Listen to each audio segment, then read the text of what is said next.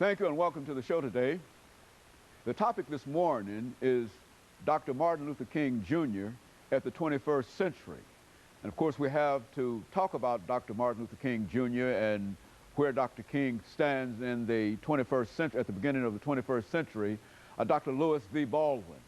Dr. Baldwin is a professor of religious studies at Vanderbilt University. And of course, Dr. Baldwin, let me welcome you to the show today. Yeah, great to be with you again. And to tell you, Dr. Baldwin, how delighted we are to have you. Great to be here. And it's good to have you because we're going to deal with a topic that I think to be not only a topic that's made for you, but I think it's a very, very important topic because what we want to try to do today is to look at Dr. Martin Luther King and his relationship with the 21st century. That's and to right. have you to do so. That's right. But now, Dr. Baldwin, before we do that, let's have you to give our audience, and there might be a few people who might not know Dr. Lewis V. Baldwin from this show. I doubt if there are many, but, who might not know you from this show. But give them some information in reference to your background, your education, and some of the things that were important in your life that eventually led you to this particular seat this morning. I grew up in Camden, Alabama, Wilcox County, Alabama, which is known as the so-called Alabama Black Belt.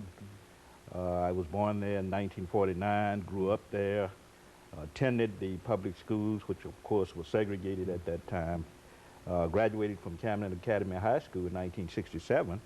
And in high school, I had an opportunity to participate in some of the demonstrations that were occurring in Alabama at that time, civil rights demonstrations. I left Camden Academy High School and I matriculated at Talladega College in Alabama.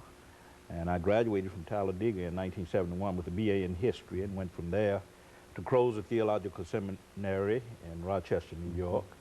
From there to Northwestern University, where I received a PhD in 1980.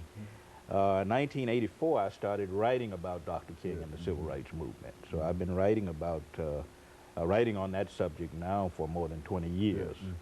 I was inspired primarily by what I saw in Alabama and in Mississippi during the 1950s and 1960s in terms of civil rights activities. I was also inspired to write by my own participation because I had a chance not only to observe but to participate in some of the demonstrations and to read the works of people like Martin Luther King Jr. and Malcolm X and others who were involved in the movement, and that served as quite an inspiration for me to do my research on the life of Dr. King and the Civil Rights Movement.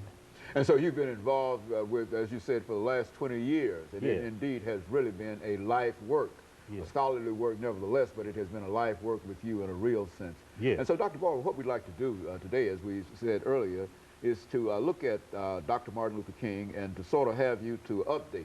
As we said before, we still believe that the classic in terms of Dr. Martin Luther King is the piece that you gave us back in 1997 called Martin Luther King. You see, and I don't think that we can top that. But nevertheless, much has happened since then, and of course you've been with us on a number of occasions. But this should give you an opportunity to talk about Dr. King and why he's significant for this particular century. I'd like to talk about King on two levels. First, in terms of his meaningfulness for our time, and then to talk about where the scholarship is going on Dr. King in the 21st century. I always think, as I'm writing, and I'm writing 4 books on Dr. King now, some of which are collaborative efforts. I'm working with other scholars. But we all are moved from the premise that Dr. King is indeed meaningful for the 21st century because many of the issues he tried to address, or many of the issues he addressed in the 1950s and 60s are still with us. The issue of race has not been resolved. Dr. King, as you well know, saw race as one of the great barriers to human community.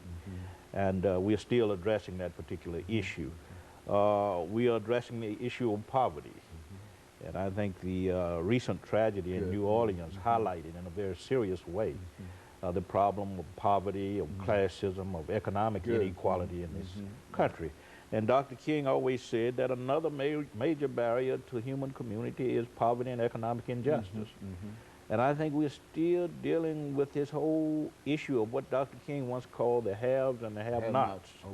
And this growing gap, these growing disparities between those who have and those who do not have. But I think the problem of poverty has gotten, in some ways, even worse since his time.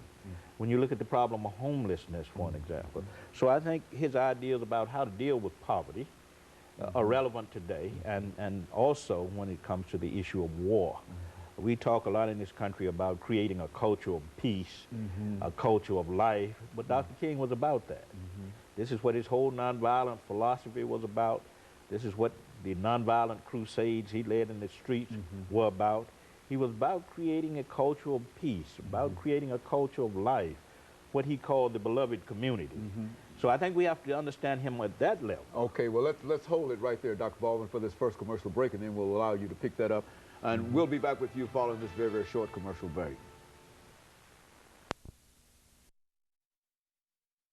The topic is Dr. Martin Luther